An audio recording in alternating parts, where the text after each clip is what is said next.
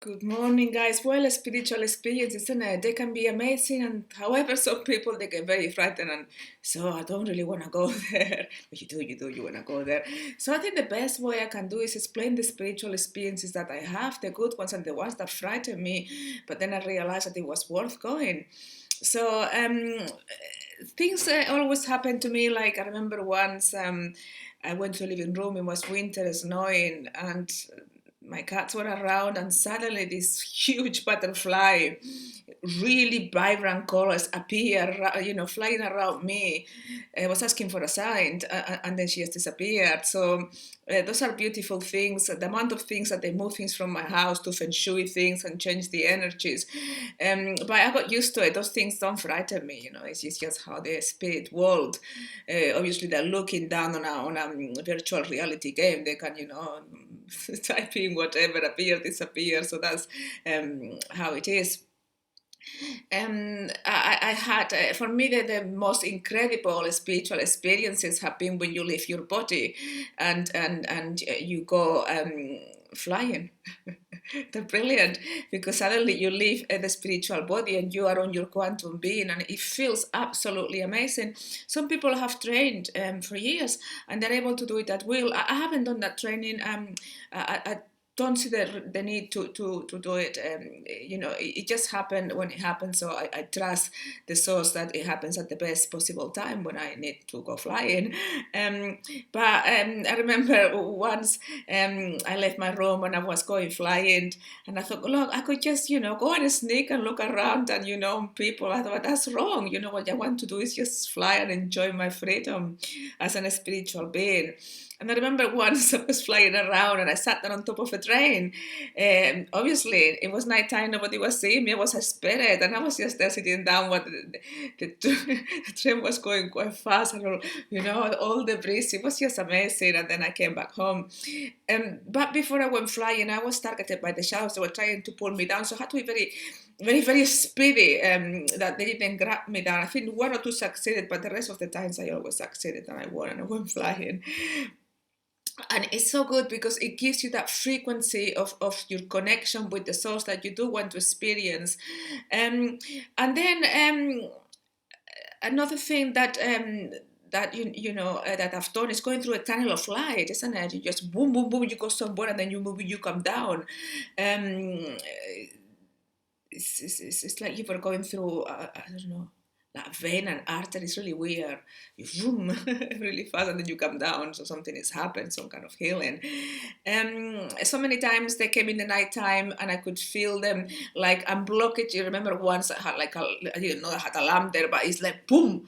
And something came out spiritually, and then they were like forever, like if they were cleansing the vocal cords, yeah, and the body, like if so those things like in the nighttime kept happening me constantly, and that they were okay. um but I tell you, the ones who frightened me were the ones that did never experience. I tell you the situation I was in, so you know what happened. Is quite amusing. I love cats, and at that time I was living in a paradise area, and I had 10. No, 11. 11. I got another kitten later. And from the 11 cats, I mean, nobody could notice I had cats at home because it was so clean. They were out around the garden. They were like a little gang. So cute, I used to come home and they used to come and greet me and roly-polies all the way. When I used to go for walks, I used to come and work as at one, always looking after the house. Each had a little role, and they were emanations of me. They were just beautiful, also connected to the source, so beautiful beings. And one of them told me, the strongest one, the one that if you put a needle, the needle bends because he was so strong, thick, it was like a bull. People was scared of him, and the dogs of the neighborhood were really frightened of him. He was the defender of the other ones. He went missing. It was 7 weeks and still he hasn't come. And he was neutered, and it was winter, it was snowing. And all the village was telling me that they saw Toby being eaten by a deer. I thought, my cat is alive, I can feel him. I don't know why he's not back. So if he's not back, it's because he's been taken. So because I was distressed, I wasn't as strong as I am now. I was at that time crying. I said, "Oh, I know you're coming back, but why are you taking so long? Who is taking you? Obviously, the shadows." So that's what's happening in my life, yeah. The other side of me, I was always asking to God when I used to get grumpy. I said, right, I don't understand. You're the source. You can do anything. I've been calling you all my life. Why don't you come here? I make a cup of tea, coffee, hot chocolate, whatever you want. Have a croissant, vegan, whatever, yeah. Sit down and have a little chat face to face so you can answer all my questions. What's wrong with that? So anyway, after asking, well, he didn't come down, but he did something else. So this was the good spiritual experience, but then I'll tell you the frightening one. So I kind of like went through a tunnel of light. So suddenly, boom, I was in the presence of the source. Oh, I wish I could have seen the source. I wish I could tell you how the source looks like. I was on the presence, but I wasn't allowed to see the source. But isn't it? I'll keep on trying, guys. I'll keep on trying. So anyway, telepathically was telling me what is it that you want. And, I had the chance to ask any questions about the meaning of life, anything, yeah? And you know what I asked? Well, what is Toby? What is my baby? He's been missing. So anyway, my question was answered. He showed me what it was, and basically, yes, he had been taken.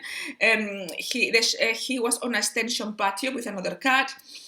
He had been put on board. He wasn't looking very healthy, but he showed me telepathically that he said, look at the door, mommy. Yeah, as soon as that door opens, I'm making them think that I don't want to run away.